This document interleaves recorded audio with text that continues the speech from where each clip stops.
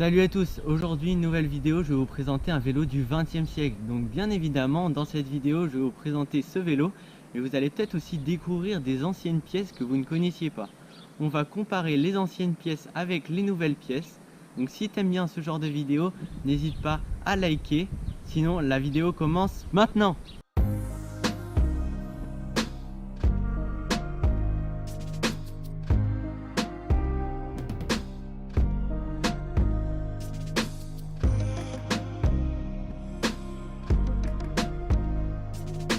Alors, comme toutes les présentations que j'ai faites sur ma chaîne YouTube, on va commencer par le devant et finir par l'arrière.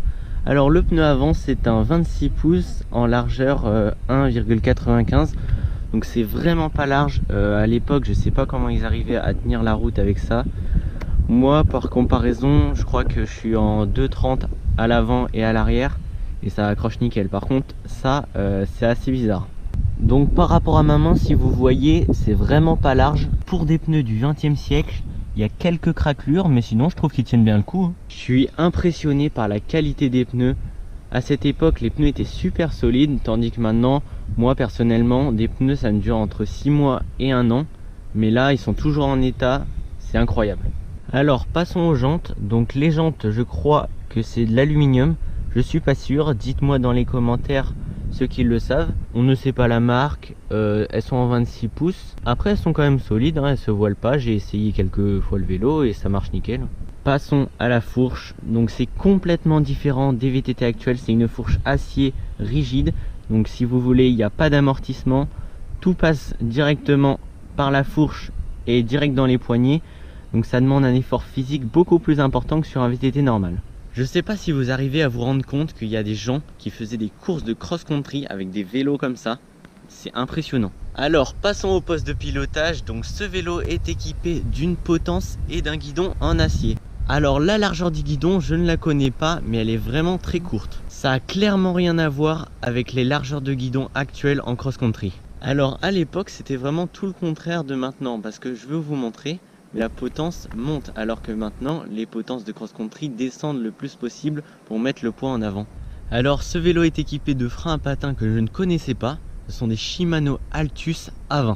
Donc je vous montre quand même le mécanisme pour que vous voyez à quoi ça ressemblait à l'époque. Comme vous avez pu voir, un fil est tiré et les patins se resserrent, touchent la jante et ça permet de freiner. Alors si vous voulez un avis à propos de ces freins là, je vous le dis clairement, ça freine rien. Peut-être qu'à l'époque c'était des bons freins, peut-être que ça freinait bien, mais maintenant c'est nul, ça freine rien, c'est périmé. Alors la manette de droite, c'est celle qui passe les vitesses au niveau des cassettes. Elle est en plastique, c'est une Shimano Altus A20. Et comme ça en plastique, j'ai pas l'habitude.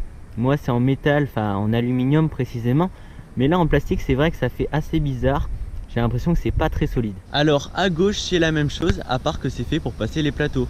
Ah, quelque chose de très important que j'ai oublié, le jeu de direction. Donc c'est vraiment spécial parce qu'à l'époque on prenait deux clés, on faisait écrou contre écrou pour le resserrer.